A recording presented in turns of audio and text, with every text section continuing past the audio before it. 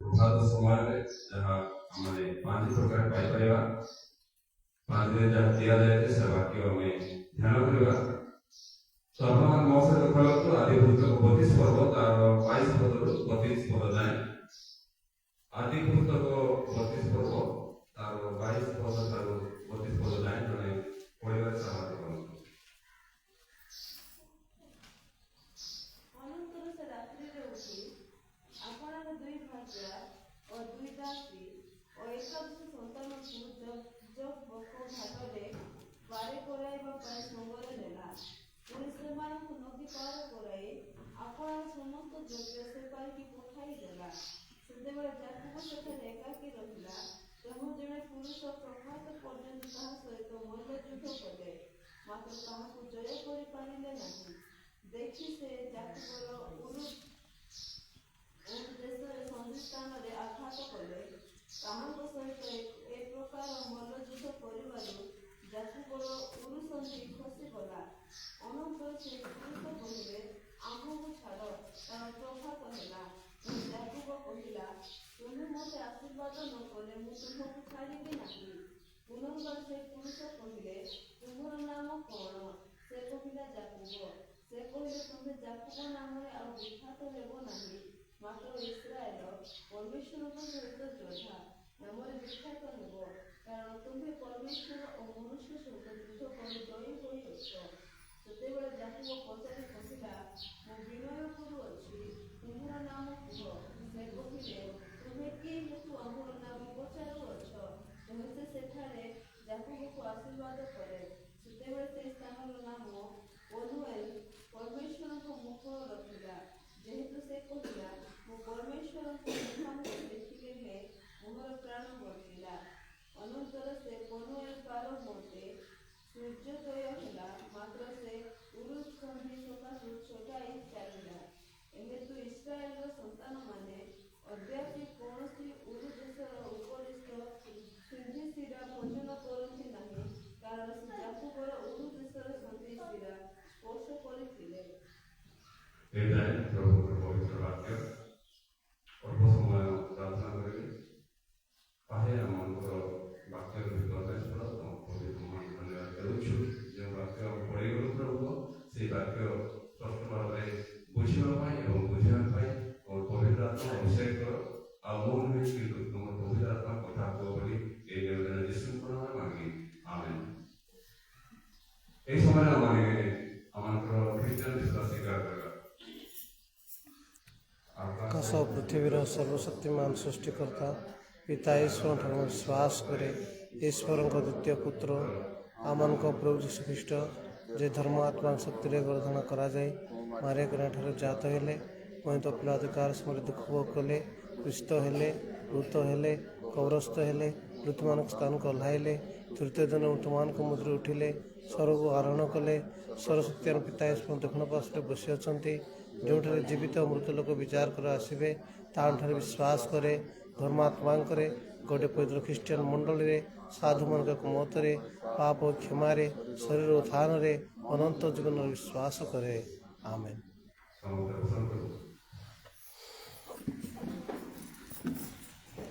ଈଶ୍ୱର ପ୍ରିୟ ଉପସ୍ଥିତ ମଣ୍ଡଳୀ, ପ୍ରଭୁଙ୍କର ଲୋକମାନେ, ପ୍ରଭୁଙ୍କର ମହାନ ଧନ୍ୟବାଦ ହଉ ଯେ ଆମମାନେ ଆପଣମାନେ ମନୋନୀତ ବା ଆହୁତ ଏହି ସମୟରେ ଏହି ସମୟ ପାଇଁ ପ୍ରଭୁଙ୍କର ବାକ୍ୟ ଧ୍ୟାନ କରିବା ଉଦ୍ଦେଶ୍ୟରେ, ପ୍ରଭୁଙ୍କର ବାକ୍ୟ ଶୁଣିବା ଉଦ୍ଦେଶ୍ୟରେ ଆଉ ପ୍ରଭୁଙ୍କର ଯୋଜନା ପ୍ରକାରେ ଯେହେତୁ ପ୍ରଭୁ ଆମମାନଙ୍କୁ ଜୀବିତମାନଙ୍କ ମଧ୍ୟରେ ଗଣନା କରି ଏହି ସମୟ ଦେଲେ, ଏହି ସୁଯୋଗ ଦେଲେ, ଯେପରିକି ଆମେ ଆଜି ପ୍ରଭୁଙ୍କର ମନ୍ଦିରରେ ଆସି ତାଙ୍କର ଆରାଧନା କରୁ କରୁ ତାଙ୍କର ବାକ୍ୟ ଆମେ ପଠନ କରିଅଛୁ। ସେଇ ବାକ୍ୟକୁ ଅଳ୍ପ ସମୟ ଧ୍ୟାନ କରିବା। ତ ଏଇଟା ବହୁତ ଲମ୍ବା ବାକ୍ୟ ପଢ଼ିଛୁ ଆମେ ନିଶ୍ଚୟ, କିନ୍ତୁ ତାହା ଯେପରି ସର୍ଟକଟ୍ ଭାବରେ ଗୋଟେ 10-15 ମିନିଟ୍ ଭିତରେ ଯେପରି ସମାପନ କରିପାରିବି ମୁଁ ଚେଷ୍ଟା କରିବାକୁ ଇଚ୍ଛା କରିବି ଏହିପରି ଭାବରେ। ତ ଏଠାରେ ଦେଖନ୍ତୁ ଯେ ଯାକୋବ ସେଇ ସମୟର ଘଟଣା, ଯାକୋବ ଆଉ ଏସାଉ ଦୁଇ ଭାଇ, ତ ଏସାଉ ବଡ଼ ଥିଲେ, ଯାକୋବ ବଡ଼ ଥିଲେ, ଏସାଉ ବଡ଼ ଥିଲେ, କିନ୍ତୁ ସେ କ'ଣ କରିଥିଲେ ନା ଜ୍ୟେଷ୍ଠ ଅଧିକାର ଗୋଟେ ଛଳ ଛଳ କହିଲେ କିଛି ଖରାପ ହବ ନାହିଁ। ଛଳ ଭାବରେ ସେ ଯେତେବେଳେ ଭୋକିଲା ଥିଲା, କାର୍ଯ୍ୟ କରି ଆସିଥିଲା, ଆଉ ସେ ମୁଁ ନ ଖାଇଲେ କାରଣ ବୋଧେ ମୁଁ ମରିଯିବି, ଏଇପରି ଭାବରେ ଭୋକିଲା ଥିବା ସମୟରେ ଆସିଲା, ଯାକୁବ ପାଖରେ ଖାଦ୍ୟ ଥିଲା, ସେ ଖାଦ୍ୟ ମାଗିଥିଲା, ଆଉ ସେ ଦେଇନଥିଲା, ଯାକୁବ ଦେଇନଥିଲେ ଏସବୁ। କିନ୍ତୁ ଗୋଟେ ତାଙ୍କୁ ଚୁକ୍ତି କରିଥିଲେ, ଯେ କଣ କରିଥିଲେ ନା, ତମେ ଯଦି ତମର ଜ୍ୟେଷ୍ଠ ଅଧିକାର ଦେବ, ତାହେଲେ ମୁଁ ଏଇ ଖାଦ୍ୟ ତମକୁ ଦେବି ବୋଲି ଏଇ ନିୟମ ତାଙ୍କ ସହିତ କରିଥିଲେ।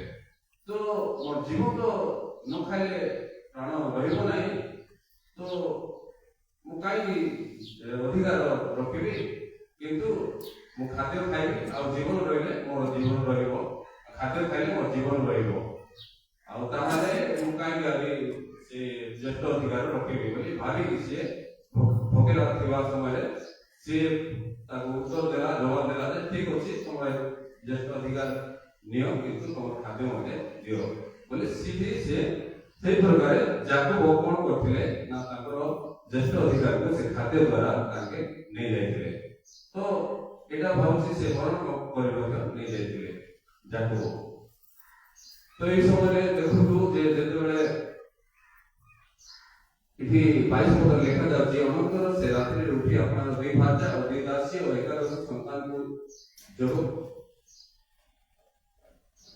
ଜୋଗ ଘାଟରେ ପାର କରାଇବା ପାଇଁ ସାଙ୍ଗରେ ନେଲେ। ଅର୍ଥାତ୍ ଯେତେବେଳେ ଏଇପରି କଲେ, ତାପରେ ଦିନ ଆସିଲା ଯେ ବାପା ଆଶୀର୍ବାଦ ଦେବେ, ସେଇ ସମୟରେ ଛଳ ଭାବରେ ତା ମା ଯେପରି ଶିଖାଇଲା, ସେ ଅନୁସାରେ ସେ ତୁ ଜ୍ୟେଷ୍ଠ ଅଧିକାର ତୁ ନେଇଯା, କାହିଁକି ଏସବୁ ପାଇଯିବ, ତୁ ନେଇଯା ବୋଲି ଯୋଜନା କଲେ ତାଙ୍କର ମାତା ଯାକୁବ ପ୍ରତି, ଆଉ ସେପରି ଶିଖାଇଲେ।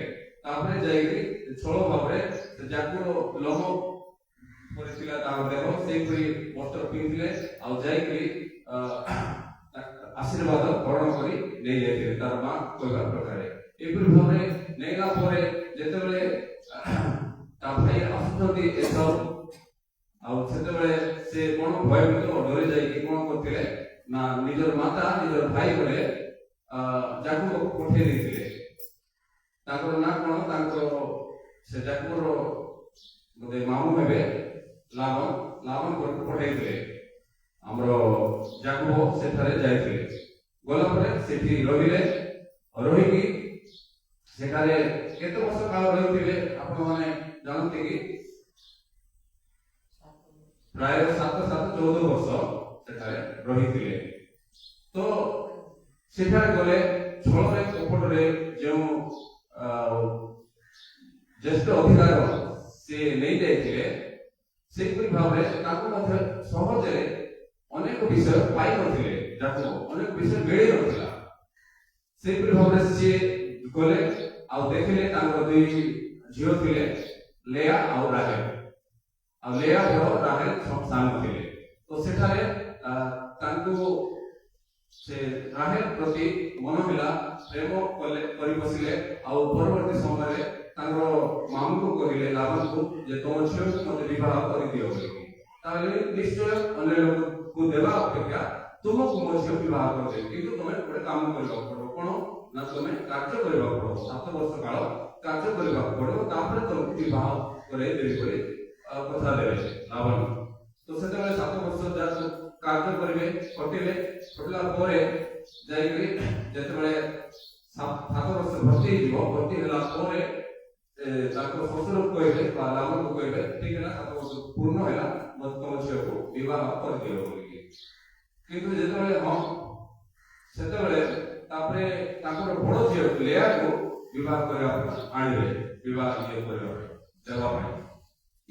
ଅନ୍ୟାୟ କରୁଛ ମୋ ପ୍ରତି, ମୁଁ ତ ତମ ସାନ ଝିଅକୁ ବିବାହ କରିବା ପାଇଁ ଇଚ୍ଛା କରିଥିଲି, 7 ବର୍ଷ କଟିଲି, ଆଉ ତମେ ତମର ବଡ ଝିଅକୁ କାହିଁକି ମତେ ଆଣିକି ବିବାହ କରିଦଉଛ ବୋଲି ସେ ଯୁକ୍ତି କରୁଛନ୍ତି ଲାବଣ୍ୟ ସହିତ ଯାକୁବ। ସେଟା ଏପରି କହିଲେ ଲାବଣ୍ୟ ତାଙ୍କ ଶ୍ୱଶୁର ଯେ ଆମର ବଡ ଝିଅ ଥାଉ ଥାଉ ସାନ ଝିଅକୁ ଆମେ ବିବାହ କେବେ ଆମେ ଦେବୁ ନାହିଁ, ଏହା ଯୋଜନା ପ୍ରକାରେ ନାହିଁ, ଆମର ନିୟମ ପ୍ରକାର ହେବ ନାହିଁ। ବଡ ଝିଅ ଥାଉ ଥାଉ ଆମେ ସାନ ଝିଅକୁ କେବେ ମଧ୍ୟ ବିବାହ ଦେଇପାରିବୁ ନାହିଁ ବୋଲି ତାଙ୍କୁ କହିଲେ ଯାକୁବକୁ। ତାପରେ ଠିକ ଅଛି ତା କଣ କରିବେ ବୋଲି ଭାବିକି ତୁ ଆହୁରି ଯଦି ବିବାହ କରିବାକୁ ଇଚ୍ଛା କରୁଛୁ ରାହେଲକୁ ତାହେଲେ ଆହୁରି 7 ବର୍ଷ ଏ କାର୍ଯ୍ୟ କଲେ ତତେ ରାହେଲକୁ ମଧ୍ୟ ବିବାହ ଦେବି ବୋଲି କହିଲେ। ତାପରେ ସିଏ 7 ବର୍ଷ ପଢିଲା, ତାପରେ ଲେହାକୁ ବିବାହ କରିଦେଲେ, ତାପରେ ଆଉ 7 ବର୍ଷ ସେ ଖଟିବା ଆରମ୍ଭ କଲେ। ଆଉ ଏଇପରି ଖଟି ଗଲୁ ଆଉ 7 ବର୍ଷ ହେଲା, ଏଇପରି ଭାବରେ 14 ବର୍ଷ ହେଲା। ତ 7 ବର୍ଷ ପରେ ଆଉ 7 ବର୍ଷ ପରେ 14 ବର୍ଷ ଯେତେବେଳେ ହେଲା ଖଟିବା ବିଷୟ କାର୍ଯ୍ୟ କରିବା ସମୟ, ସେତେବେଳେ ରାହେଲକୁ ମଧ୍ୟ ବିବାହ କରି ଦେଇଥିଲେ। ତ ମୁଁ କହିବାର ଅର୍ଥ କଣ ଯେ ସଦାପ୍ରଭୁର ଯୋଜନା ପ୍ରକାରେ ଆମେ କେହି ମଧ୍ୟ ତାଙ୍କର ଯେଉଁ ନିୟମ ଆମମାନଙ୍କ ମଧ୍ୟରେ ରଖନ୍ତି ବା ବାଇବଲ ପ୍ରକାରେ କଥା କୁହନ୍ତି, ସେଇ ପ୍ରକାରେ ଆମେ ଯଦି ଜଣକୁ ଛଳ କପଟ କରିଛୁ ତାହେଲେ ଆମକୁ ମଧ୍ୟ ସେଇ ପ୍ରକାର ବିଷୟକୁ ସମ୍ମୁଖୀନ ହେବାକୁ ହେବ। ସେ ଭାବୁଥିଲେ ମୁଁ 7 ବର୍ଷ ଖଟିଦେବି, ମୁଁ ଯାହା ଇଚ୍ଛା କରୁଛି ସେ ମୋତେ ବିବାହ ମିଳିଯିବ, କନ୍ୟା ମୁଁ ବିବାହ ହେଇଯିବି। ନା, ସେମିତି ହେଲା ନାହିଁ ଯାକବ ଜୀବନରେ। କିନ୍ତୁ 7 ବର୍ଷ ପରିବର୍ତ୍ତେ 14 ବର୍ଷ ଦାସକର୍ମ କରିଥିଲେ ବା ଆମ ଦେଶିଆର କରିବାକୁ ଗଲେ କନ୍ୟା ଖଟିଥିଲେ। ଏଇପରି ଭାବରେ ସେ ଅନୁଭବ କରିଥିଲେ ଯେ ସତ ମୁଁ ମଧ୍ୟ ଏଇପରି କାମ ନିଶ୍ଚୟ ଛଳରେ ଜ୍ୟେଷ୍ଠ ଅଧିକାର ନେଇଥିଲି ବୋଲି ନିଶ୍ଚୟ ମାନେ ଭାବିଥିଲେ ଯାକବ। ତ ଏଇପରି ଭାବରେ ଯାକବର ବିଷୟ ଆମେ ଶୁଣିବାକୁ ପାଉଛୁ।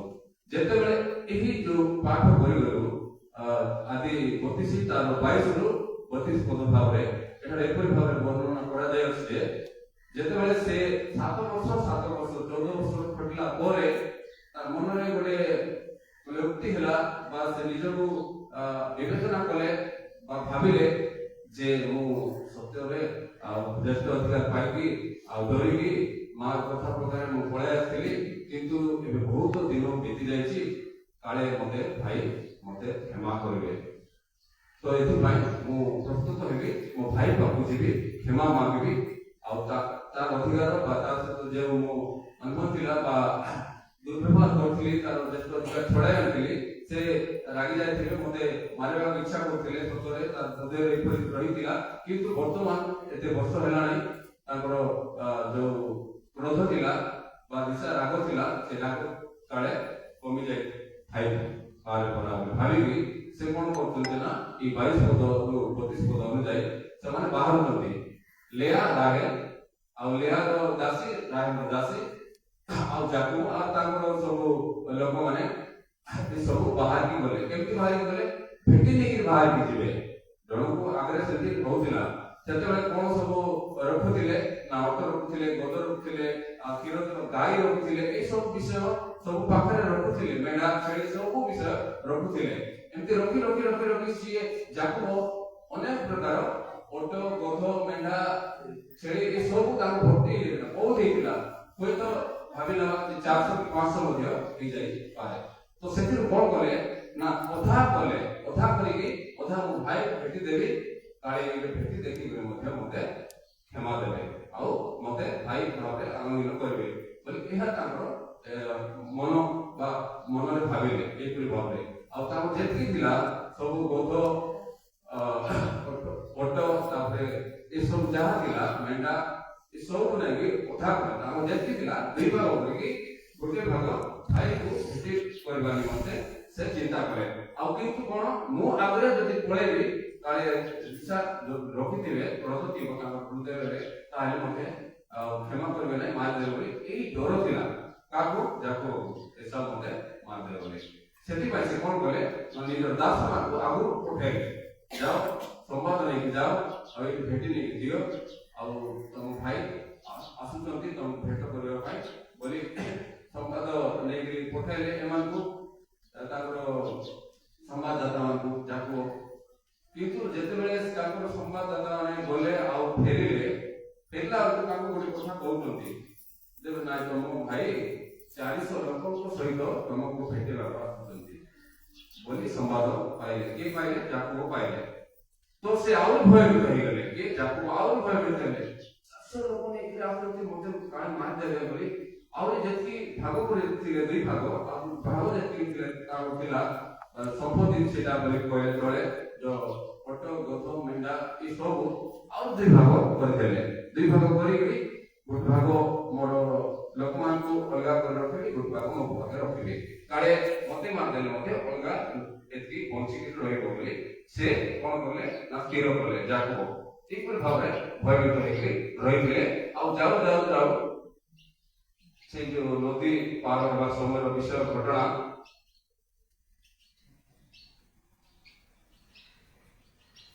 ପୁଣି 23 ପଦରେ ଦେଖିବାକୁ ପାଉଛୁ। ପୁଣି ସେମାନଙ୍କୁ ନଦୀ ପାର କରାଇ ଆପଣାର ସମସ୍ତ ଦ୍ରବ୍ୟ ସେପାରିକି ପଠାଇଦେଲା। ସେତେବେଳେ ଯାକୁବ ସେଠାରେ ଏକାକୀ ରହିଲା ଏବଂ ଜଣେ ପୁରୁଷ ପ୍ରଭାତ ପର୍ଯ୍ୟନ୍ତ ତା ସହିତ ମଲ୍ଲଯୁଦ୍ଧ କଲା। ଦୁଇ ପତ୍ନୀକୁ ତାର ଛୁଆମାନଙ୍କୁ ସେ ନଦୀ ପାର କରିଦେଲା ପରେ ଫେର ଆସିଲେ। ଆଉ ଆସିକି ରହିଲା ପରେ ସେ ମନୁଷ୍ୟ ଈଶ୍ୱରଙ୍କ ପୁତ୍ର ବା ଈଶ୍ୱର ନିଜେ କଣ ହେଲେ ନା ମନୁଷ୍ୟ ଭାବରେ ଯାକୁବକୁ ଦେଖା କଲେ। ମନୁଷ୍ୟ ଭାବରେ ମନୁଷ୍ୟ ରୂପରେ ଦେଖା କଲେ। ଯଦି ଈଶ୍ୱରଙ୍କ ରୂପରେ ଆସିଥିଲେ ବୋଧେ ଯାକୁବ ଚିହ୍ନି ପାରିଥାନ୍ତେ, କିନ୍ତୁ ମନୁଷ୍ୟ ରୂପ ଧାରଣ କରି ବା ମନୁଷ୍ୟ ଭାବରେ ସେ ଯାକୁବ ସହିତ ସେ ଈଶ୍ୱର ଦେଖା କଲେ। ଦେଖା କଲା ସମୟରେ ଏଠାରେ ଦେଖୁଛୁ ଯେ ସେତେବେଳେ ଯାକୁବ ସେଠାରେ ଏକାକୀ ରହିଲା। ତମ ଜଣେ ପୁରୁଷ ପ୍ରଭାତ ପର୍ଯ୍ୟନ୍ତ ତା ସହିତ ମଲ୍ଲଯୁଦ୍ଧ କଲେ, ମାତ୍ର ତାକୁ ଜୟ କରିପାରିଲେ ନାହିଁ। ଦେଖି ସେ ଯାକୁବର ଉରୁଦେଶର ସନ୍ଧି ସ୍ଥାନରେ ଆଘାତ କଲେ। ତାହାଙ୍କ ସହିତ ଏ ପ୍ରକାର ମଲ୍ଲଯୁଦ୍ଧ କରିବା ଯାକୁବର ଉରୁ ସନ୍ଧି ଖସିଗଲା। ଏଠାରେ ଦେଖିବାକୁ ପାଉଛୁ ଯେ ସ୍ପଷ୍ଟ ଭାବରେ ଆମେ ବୁଝିବାକୁ ଗଲେ ଆମେ ବୁଝିହେବ ଯେ ସିଏ ସେଇ ଈଶ୍ୱରଙ୍କ ପୁତ୍ରଙ୍କ ସହିତ ବା ଈଶ୍ୱରଙ୍କ ସହିତ ଠେଲାପେଲା ହେଇଥିବେ। ଆଉ ନିଶ୍ଚୟ ଏଠାରେ ଦେଖୁଛୁ ଯେ ମଲ୍ଲଯୁଦ୍ଧ ମାନେ ଧରିକି ଇଏ ସେ ଫେରିବ, ଇଏ ତାକୁ ଫେରିବ, କିନ୍ତୁ କିଏ କାହାକୁ ସେ ହାର ମାନୁନଥିବେ। ଏହିପରି ଭାବରେ ସେ ମଲ୍ଲଯୁଦ୍ଧ ବୋଲି ଆମେ କହିବାକୁ ଆମେ ଶୁଣିବାକୁ ବା ଜାଣିବାକୁ ପାରୁ। ତ ଏହିପରି ଭାବରେ ସେ କଣ କଲେ ନା ଈଶ୍ୱରଙ୍କ ପୁତ୍ରଙ୍କୁ ବା ଈଶ୍ୱରଙ୍କୁ ତାଙ୍କର ପାଦକୁ ଏପରି ଭାବରେ ଜାବୁଡ଼ି ଧରିଥିଲେ ଯେ ତାକୁ କହିଲେ ସିଏ ପ୍ରଭାତ ହେବାକୁ ଯାଉଛି। ସେତେବେଳେ ଈଶ୍ୱରଙ୍କ ପୁତ୍ର କହୁଛନ୍ତି ଯାକୁବକୁ ମତେ ଛାଡ଼ିଦିଅ, କାରଣ ସକାଳ ହେବାକୁ ଆସୁଛି। କିନ୍ତୁ ଯାକୁବ କଣ କରୁଛନ୍ତି ନା ମୁଁ ଛାଡ଼ିବି ନାହିଁ ବୋଲି କହୁଛନ୍ତି। ଆଉ କଣ କହୁଛନ୍ତି ନା ତମେ ଯେତେ ପର୍ଯ୍ୟନ୍ତ ମତେ ଆଶୀର୍ବାଦ ଦେବ ନାହିଁ ସେ ପର୍ଯ୍ୟନ୍ତ ମୁଁ ତମକୁ ଛାଡ଼ିବି ନାହିଁ ବୋଲି ଓଡ଼ି ବସିକରି ଜିଦ୍ ଧରିକି ସେ ଈଶ୍ୱରଙ୍କ ପୁତ୍ରକୁ ଧରିଛନ୍ତି। ସେ ଆଶୀର୍ବାଦ ନ ପାଇବା ଯାଉ ମୁଁ ଛାଡ଼ିବି ନାହିଁ ବୋଲି ଏହି ଓଡ଼ି ବସିଛନ୍ତି। ମାତ୍ର ତାଙ୍କୁ ଜୟ କରିପାରିଲେ ନାହିଁ। ଦେଖି ସେ ଯାକୁବର ଉରୁଦେଶର ସନ୍ଧି ସ୍ଥାନରେ ଆଘାତ କଲେ। ତାହାଙ୍କ ସହିତ ଏ ପ୍ରକାର ମଲ୍ଲଯୁଦ୍ଧ କରିବାରୁ ଯାକୁବର ଉରୁ ସନ୍ଧି ଖସିଗଲା। ଅନନ୍ତର ସେଇ ପୁରୁଷ କହିଲେ ଆମକୁ ଛାଡ଼, କାରଣ ପ୍ରଭାତ ହେଲା। ଏବଂ ଯାକୁବ କହିଲା ତୁମେ ମତେ ଆଶୀର୍ବାଦ ନ କଲେ ମୁଁ ତୁମକୁ ଛାଡ଼ିବି ନାହିଁ। ପୁନର୍ବାର ସେ ମନୁଷ୍ୟ କହିଲେ ତୁମ ନାମ କଣ? ସେ କହିଲା ଯାକୁବ। ତ ସେ କହିଲେ ତୁମେ ଯାକୁବ ନାମରେ ଆଉ ବିଖ୍ୟାତ ହେବ ନାହିଁ, ମାତ୍ର ଇସ୍ରାଏଲ ପରମେଶ୍ୱର ସହିତ ଯୁଦ୍ଧ ନାମରେ ବିଖ୍ୟାତ ହେବ, କାରଣ ତୁମେ ପରମେଶ୍ୱର ଓ ମନୁଷ୍ୟ ସହିତ ଯୁଦ୍ଧ କରି ଜୟୀ ହୋଇଅଛ। ତ ଏଠାରେ ଆମେ ବୁଝୁଛୁ ଯେ ସେ ଆଶୀର୍ବାଦ ନ ପାଇଲେ ଛାଡ଼ିବେ ନାହିଁ। ଏଇ ରହି ବସିଥିଲେ ଯାକୁବ। ଆଉ ନିଶ୍ଚୟ ପରବର୍ତ୍ତୀ ସମୟରେ ସେ ପ୍ରଭୁଙ୍କର ଠାରୁ ବା ଈଶ୍ୱରଙ୍କ ଠାରୁ ସେ ଆଶୀର୍ବାଦ ପାଇଥିଲେ। ଏଠାରେ ଦେଖୁଛୁ ଯେ ତାଙ୍କର ନାମକୁ ପଚାରୁଛନ୍ତି ଈଶ୍ୱର ପରମେଶ୍ୱର ଯାକୁବଙ୍କୁ ତମର ନାମ କଣ? ସେ କହିଲେ ଯାକୁବ। ତ ଯାକୁବର ଅର୍ଥ ମଧ୍ୟ ଗୋଟେ ରହିଛି, ଆଉ ନିଶ୍ଚୟ ରହିଛି ଯେ ଯାକୁବର ଅର୍ଥ ଓଡ଼ିଆରେ ହିନ୍ଦୀରେ ଅଛି ଗଡ଼ ଯିବା ବା ଛଳ କରିବା। ଯାକୁବ ଅର୍ଥ ଛଳ କରିବା। କାହିଁକି ସେ ନାଁରେ ଅଛି ସେପରି ତାଙ୍କର ଜୀବନରେ ଘଟିଗଲା। ସେ ଛଳ ଭାବରେ ଏଇଟା ଛଳ ହଉଛି ଜାଣୁଥିଲେ, ମାତ୍ର ସେ ଛଳ କରିକି ଜ୍ୟେଷ୍ଠ ଅଧିକାର ପାଇଥିଲେ। ଏପରି ଭାବରେ ଯାକୁବର ନାମ ଛଳନାକାରୀ ରଖିଥିଲେ ବା ଯାକୁବର ଅର୍ଥ ଛଳନାକାରୀ ଥିଲା। କିନ୍ତୁ ପରବର୍ତ୍ତୀ ସମୟରେ କଣ ହଉଛି ଯେ ତାଙ୍କର ନାମ ପରିବର୍ତ୍ତନ କରୁଛନ୍ତି। କିଏ କରୁଛନ୍ତି? ସଦାପ୍ରଭୁ ପରମେଶ୍ୱର ପରିବର୍ତ୍ତନ କରୁଛନ୍ତି। ସେ କଣ ହଉଛନ୍ତି ନା ଆଜିଠାରୁ ତୁମର ନାମ ଯାକୁବ ନଥିବ, କିନ୍ତୁ ସେ କହିଲେ ତୁମେ ଯାକୁବ ନାମରେ ଆଉ ବିଖ୍ୟାତ ହେବ ନାହିଁ, ମାତ୍ର ଇସ୍ରାଏଲ ନାମରେ ବିଖ୍ୟାତ ହେବ। ଇସ୍ରାଏଲର ଅର୍ଥ କଣ? ପରମେଶ୍ୱରଙ୍କ ସହିତ ଯୋଦ୍ଧା। ତ ତୁମେ ପରମେଶ୍ୱର ସହିତ ଯୋଦ୍ଧା ସଦୃଶ ହେଲ। ଆଉ ତାଙ୍କର ନାମ ରଖିଲେ ଇସ୍ରାଏଲ। ଇସ୍ରାଏଲର ଅର୍ଥ ହଉଛି ପରମେଶ୍ୱର ସହିତ ଯୋଦ୍ଧା। ତ ତ ସେ ଯାକୁବରେ ବିଖ୍ୟାତ ନ ହୋଇ ପରବର୍ତ୍ତୀ ସମୟରେ ଇସ୍ରାଏଲ ନାମରେ ବିଖ୍ୟାତ ହେଲେ। ଯାକୁବ ଏହିପରି ଭାବରେ ପ୍ରଭୁଙ୍କର ଯୋଜନା ପ୍ରକାରେ ଏଇଠାରେ ଆମେ ଦେଖିବାକୁ ପାଉଛୁ ଯେ ତାଙ୍କର ନାମ ଅନୁସାରେ ପୂର୍ବରୁ ଆଶୀର୍ବାଦ ପାଇଥିଲେ ଯାକୁବ ନିଶ୍ଚୟ ସଦାପ୍ରଭୁଙ୍କ ସହିତ ଗମନାଗମନ କରୁଥିଲେ, ସଦାପ୍ରଭୁଙ୍କ ସହିତ ପ୍ରାର୍ଥନାରେ ଆଳାପ କରୁଥିଲେ, ତାଙ୍କ ସହିତ ପ୍ରାର୍ଥନାରେ କଥା ଶୁଣିଥିଲେ। ଯାକୁବ ସେ କହୁଥିଲେ ପ୍ରଭୁ, ସେ ଆହୁରି ଅଛି ବହୁତ ବିଷୟ ଅଛି, ପ୍ରଭୁ ତମେ କହିଥିଲ ମତେ ଆଶୀର୍ବାଦ କରିବ, ତମର ବଂଶଠାରୁ ଅନେକ ବଂଶ ଜାତ ହେବ, ବାଲି କରି ହେବ ବୋଲି, କିନ୍ତୁ ମୋ ଭାଇ ଏବେ ମାରବାକୁ ଆସୁଛି, ମୁଁ କିପରି ଭାବରେ ଏଇ ପ୍ରକାର ତମେ ଆଶୀର୍ବାଦ କରିଥିଲ, ଏ ପ୍ରକାର କଥା ଦେଇଥିଲ ପ୍ରଭୁ ବୋଲି ପ୍ରଭୁଙ୍କ ପାଖରେ ପଡି ବସୁଛନ୍ତି। ଯେତେବେଳେ ତାଙ୍କ ବିପଦ ଆସେ ଯାକୁବ, ସେତେବେଳେ ସିଏ ଗୁହାର କରୁଛନ୍ତି ସଦାପ୍ରଭୁଙ୍କୁ, ତୁମେ ମତେ ଏଇ ଆଶୀର୍ବାଦ କରିବ, ମଙ୍ଗଳ କରିବ ବୋଲି କହିଥିଲ, କିନ୍ତୁ ଏବେ ଏଇ ସମୟରେ ଦେଖ ମୁଁ ଶୁଣିବାକୁ ପାଉଛି ମୋ ଭାଇ ମାନେ ଆସୁଛନ୍ତି, 400 ଲୋକ ଆସୁଛନ୍ତି, ମତେ ମାରିଦେବେ। এই প্রকার মନରେ চিন্তা তাଙ୍କର ହେଲା ପରେ ଯାକୁବଙ୍କର আর এই প্রকার ভাবে ସେ ବ୍ୟତିବ୍ୟସ୍ତ ହଉଛନ୍ତି ଆଉ ସଦାପ୍ରଭୁଙ୍କ ସହିତ ଆଳାପ କରୁଛନ୍ତି ବା ପ୍ରାର୍ଥନା କରୁଛନ୍ତି। ତମେ କହିଥିଲ ପ୍ରଭୁ ଏଇଟା କଣ ମିଥ୍ୟା ନା ସତ୍ୟ, ଏସବୁ ମୁଁ ଶୁଣିବାକୁ ପାଉଛି ବୋଲି ସେ ଡରିକି ଏ ପ୍ରକାର ଭାବନା କହୁଛନ୍ତି ସଦାପ୍ରଭୁଙ୍କ ସହିତ। ତ କିନ୍ତୁ ଦେଖନ୍ତୁ ପରବର୍ତ୍ତୀ ସମୟରେ ସେ ଛଳ କଲେ, କପଟ କଲେ, ଯାହା କଲେ ଠିକ ଅଛି, କିନ୍ତୁ ପରବର୍ତ୍ତୀ ସମୟରେ ସଦାପ୍ରଭୁ ନିଜେ ଆସି ତାଙ୍କୁ କଣ କରୁଛନ୍ତି ନା ତାଙ୍କର ଏଇପରି ମନୋଭାବ ଦେଖି ନିଶ୍ଚୟ ତାଙ୍କର ମନ ପରିବର୍ତ୍ତନ ହେଇଥିବ, ନିଶ୍ଚୟ ହେଇଥିବ। 7 ବର୍ଷ 14 ବର୍ଷ ଖଟିଲେ, ସେ ଭାବିଥିଲେ ମୁଁ ଯାହା ପସନ୍ଦ ତାକୁ ମତେ ବିବାହ କରିଦେବେ, 7 ବର୍ଷ କାମ କଲେ ଭାବିଥିଲେ, କିନ୍ତୁ ତାଙ୍କୁ ବି ଛଳନା କରି ହେଲା କି ନାହିଁ, ଯାହାକୁ ଇଚ୍ଛା କରୁଥିଲେ ତା ପାଇଁ ସେ ଦାସ୍ୟ କର୍ମ କଲେ ବା କାର୍ଯ୍ୟ କଲେ, କିନ୍ତୁ ତାଙ୍କୁ ବିବାହ ନ ଦେଇ ପ୍ରଥମରେ ଲେୟାକୁ ଦେଲେ, ତାପରେ ଆଉ 7 ବର୍ଷ ପଢିବାକୁ କହିଲେ, ଆଉ 7 ବର୍ଷ ପଢିଲା ପରେ ଆଉ ରାୟ ବିବାହ କରିଥିଲେ। ଏଇପରି ଭାବରେ ତାଙ୍କ ସେଇ ଭିତରେ ମନରେ ନିଶ୍ଚୟ ଅନୁଭବ କରିଥିଲେ ଯେ ନିଶ୍ଚୟ ଏଇପରି ଭାବରେ ମୁଁ ମଧ୍ୟ କାମ କରିଥିଲି, ଯେ ଦିନେ ଛଳନା କରିକି ଭାଇର ଜ୍ୟେଷ୍ଠ ଅଧିକାର ମୁଁ ନେଇଥିଲି। ଏଇପରି ତାଙ୍କ ମନରେ ମଧ୍ୟ ଆସିକି ମନ ପରିବର୍ତ୍ତନ ହେଇଥିବ ନିଶ୍ଚୟ, ଆଉ ତାଙ୍କର ମନ ପରିବର୍ତ୍ତନ ହେଇଛି।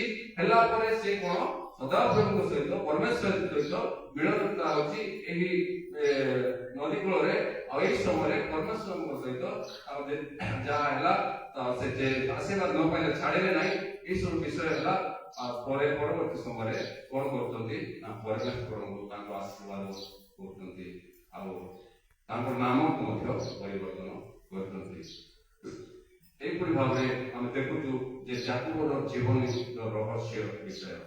ତ ନିଶ୍ଚୟ ଆରମ୍ଭରୁ ବାଇବଲରେ ଲେଖା ଯାଇଛି ଯେ ଯାକୁବ କଣ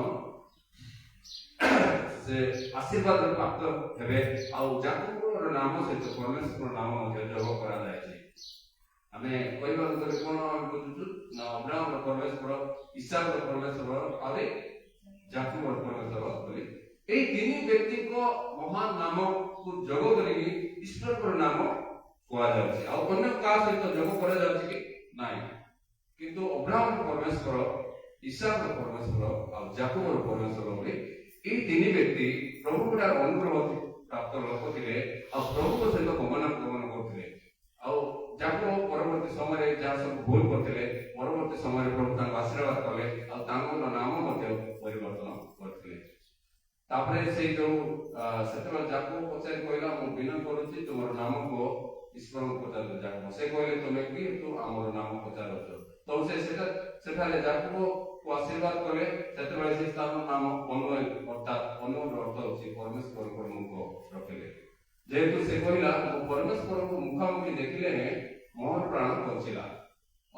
ଅନନ୍ତର ସେ ଅନୁୟ ପାରୁ ହୁଅନ୍ତେ ସୂର୍ଯ୍ୟୋଦୟ ହେଲା, ମାତ୍ର ସେ ପୁରୁଷନ୍ତି ସକାଶୁ ଛୋଟେଇ ଚାଲିଲା। କିନ୍ତୁ ଇସ୍ରାଏଲର ସନ୍ତାନମାନେ ଅଦ୍ୟାପି କୌଣସି ଉପଦେଶର ଉପରିସ୍ଥ ସିରିସିନ୍ଧା ଭଜନ କରନ୍ତି ନାହିଁ, କାରଣ ସେ ଯାକୁବ ଉପଦେଶ ସିଧା ସ୍ପର୍ଶ କରିଥିଲେ।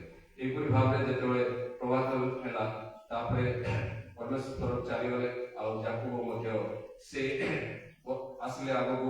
ଏହିପରି ଭାବରେ ଦେଖୁଛୁ ଯେ ଯାକୁବ ଆଉ ତାଙ୍କର ପରିବାରକୁ ନେଇ ଯାଉଥିଲେ ନିଜର ଭାଇ ସହିତ ମିଳନ କରିବା ଉଦ୍ଦେଶ୍ୟରେ, କିନ୍ତୁ ମଝିରେ ଭୟଭୀତ ହେଲେ, କିନ୍ତୁ ସଦାପ୍ରଭୁ ତାଙ୍କ ନିକଟକୁ ଆସିଲେ, ଆଉ ତାଙ୍କୁ ଆଶୀର୍ବାଦ କଲେ, ଆଶ୍ୱାସନ ଦେଲେ, ଆଜିଠାରୁ ତମେ କଣ ଯେ ପରମେଶ୍ୱର ଯୋଦ୍ଧା, ଏହି ନାମ ତମେ ତମର ହେବ ଆଉ ତମେ ପୃଥିବୀରେ ବିଖ୍ୟାତ ହେବ। ଏହିପରି ଭାବରେ ସଦାପ୍ରଭୁ ଯାକବକୁ ଆଶୀର୍ବାଦ କରିଥିଲେ। ଆଉ ଯାକବ ଯୋଉ ପୂର୍ବରୁ ଯାହା ମଧ୍ୟ କରିଥିଲେ ସେଟାକୁ ଆଉ ସେ ଅଣଦେଖା କରି ସେଟାକୁ ଆଉ ପାଶରେ ଯାଇକି ପରବର୍ତ୍ତୀ ସମୟରେ ତାଙ୍କର ନାମ ପ୍ରକାରେ ପ୍ରଭୁଙ୍କ ସହିତ ଆଶୀର୍ବାଦ ପାତ୍ର ହେଇକି ରହିଲେ। ଆଉ ଏହିପରି ଭାବରେ ଅନୁଗ୍ରହ ପ୍ରାପ୍ତ ହେଲେ ଯାକବ। ତ ଯାକବର ବିଷୟ ଏହି ସମୟରେ ଯାହା ଆମେ ଶିଖିଗଲୁ, ପ୍ରଭୁ ଏହି ସବୁ ବିଷୟକୁ ଆମର ହୃଦୟ ମନରେ ରଖି ସେ ଯେତେବେଳେ ସଦାପ୍ରଭୁ ନିଜେ ଯାକବକୁ ପରିବର୍ତ୍ତନ କରିଥିଲେ, ଆଶୀର୍ବାଦ କରିଥିଲେ, ଏହିପରି ଭାବରେ ଯେପରି ଆମମାନେ ମଧ୍ୟ ଯେଉଁ ସଦାବେଳେ ବାକ୍ୟ ଶୁଣୁ ସେ ବାକ୍ୟ ଶୁଣି ହୃଦୟ ମନରେ ରଖି ଯେପରି ପରିବର୍ତ୍ତନ ହେବା, ଯାକବକୁ ଯେପରି ପ୍ରଭୁ ଆଶୀର୍ବାଦ କଲେ, ନିଶ୍ଚୟ ଆମ ସମସ୍ତଙ୍କୁ ମଧ୍ୟ ଆଶୀର୍ବାଦ କରିବେ। ଏହା ହେବା ନିମନ୍ତେ ପ୍ରଭୁ ସମସ୍ତଙ୍କୁ ଆଶୀର୍ବାଦ କରନ୍ତୁ। ଆମେନ୍।